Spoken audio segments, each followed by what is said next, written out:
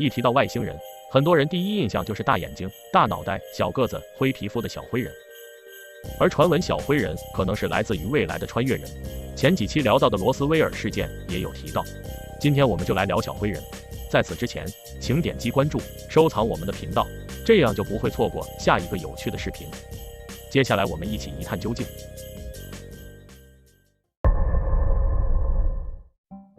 1961年9月19日深夜，美国希尔夫妇贝蒂和巴尼正在驱车穿越新罕布什尔州。他们是从美国和加拿大的交界处出发，返回美国家中的路上。晚上10点半的时候，他们已经开到了美国的白山国家公园。就在这时，他的妻子贝利透过车窗看到夜空有一个奇怪的光点。这个光点越来越大，而且在做不规则的跳动。于是他们停了车，拿起望远镜开始观察这个光点。他们看见了上面有舷窗。正想进一步观察的时候，这个不明飞行物迅速接近了他们。他们急忙开车躲避，但是这个 UFO 一直盘旋在他们的汽车上空，他们心里很是慌张。这时候，他们能看到 UFO 的窗户有几个人形生物的影子，穿着闪亮的制服，全部都看着他们。最后 UFO 在他们车前面30米悬停在半空，拦住了他们的去路。他们不得不把车停下来，不明飞行物也跟着降落。这时候 UFO 里面走出了几个人形生物，他们可以肯定那些都不是人类。他们连忙掉头，驾车逃离了现场。一路上，他们总是听到不明的嗡嗡声伴随着他们，那个声音感觉像穿透了他们的身体。事后，这对夫妇将这起神秘事件报告给警方。诡异的是，他们发现遭遇不明飞行物后的2个小时，完全不记得发生了什么事。没有人知道贝蒂和巴尼到底看到了什么。之后，他们被要求接受催眠调查。在长达2个小时的催眠中，希尔夫妇透露了一个惊人的事实，回忆起了那消失的2个小时。他们被巨大的飞碟挡住了去路后， UFO 下来了几个人形生物，约半米高，身体纤细瘦弱，有着巨大的脑袋。随后，这些人形生物一步步朝他们走了过来。希尔夫妇才看到他们皮肤灰白，眼睛大而倾斜，嘴巴只有1条缝，没有鼻子，但有2个小孔。人形生物将他们从汽车里带出来，外星人把他们带上了 UFO。 一路上，贝蒂恳求外星人不要伤害他们，巴尼大部分时间都是闭着眼睛，情绪一度崩溃。他们进入飞船以后，被摆放在一张台子上，一个外星人站在他们面前。突然间，他们脑海里有个声音告诉他们需要分开接受一些简单的检查。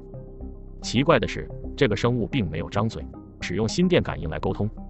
我们前几期也有聊到其他外星人也是这样，如果没有看过前面几集的朋友，欢迎关注收藏我们的频道去看前面几集。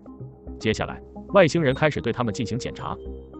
贝蒂被外星人剪掉了一些头发，检查了他的眼睛、耳朵、嘴巴、牙齿、喉咙和手，最后拿出了一个像针管的东西，插进了他的肚脐，这让贝蒂感到十分痛苦。奇怪的是，在外星人把手放到他眼睛的瞬间，疼痛感瞬间消失了。而在另一个房间，巴尼在检查过程中还被要求脱去裤子，并且其中还有一个有意思的小插曲，就是外星人差点把他的假牙牙套拔出来。检查结束后，他们问外星人来自哪里，外星人给他们展示了一幅星图，那上面有2个大大的圆，然后分布在旁边有很多小点。但是星图完全超出他们的认知范围，他们完全看不懂。之后他们就被送回了地面上的车里，然后他们就像没事发生的一样，继续开车回家。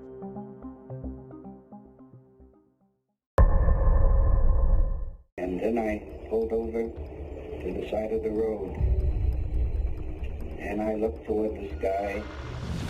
It looks like a big pancake. I drive, and Betty is still looking, and she said, Barney, they're still following us. What do they wear? I believe This is a flying saucer. I can see it tilted toward me.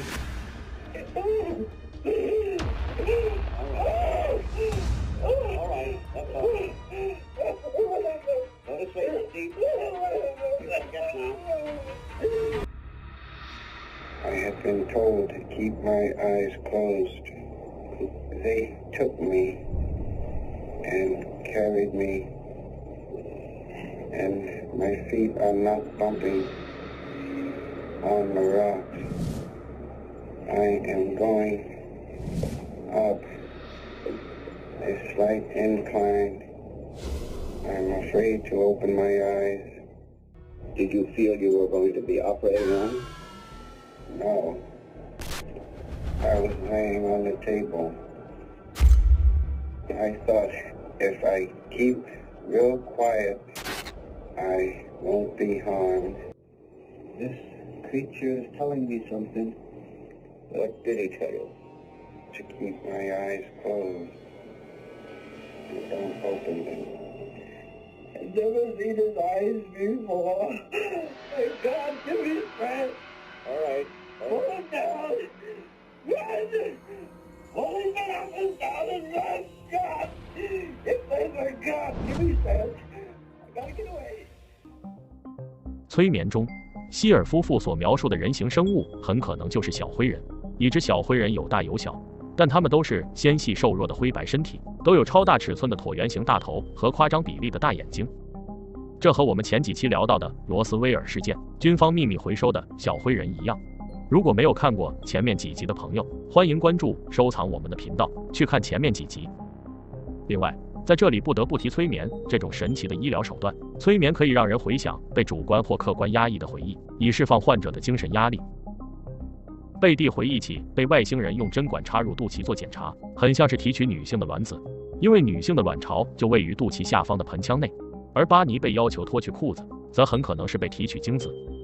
一直有传言小灰人是未来人，因为不断改造他们的身体，从而破坏了自然繁殖能力，转而穿越回来在人类身上做实验。这难道是真的？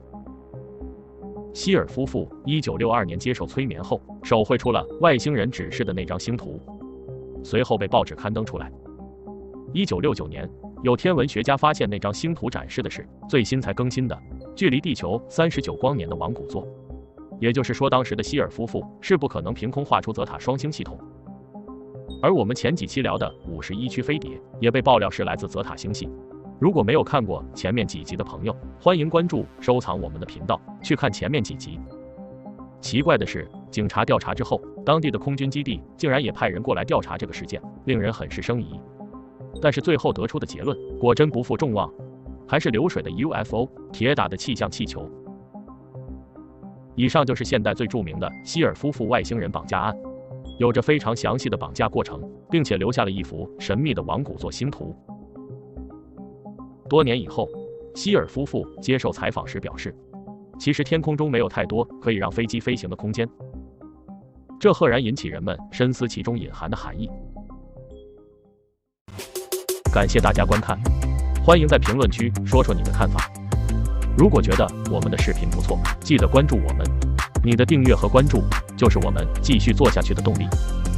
长按点赞也能让我们做出更好的视频，在这里真诚的感谢每一位支持我们的朋友，我们下期视频再见。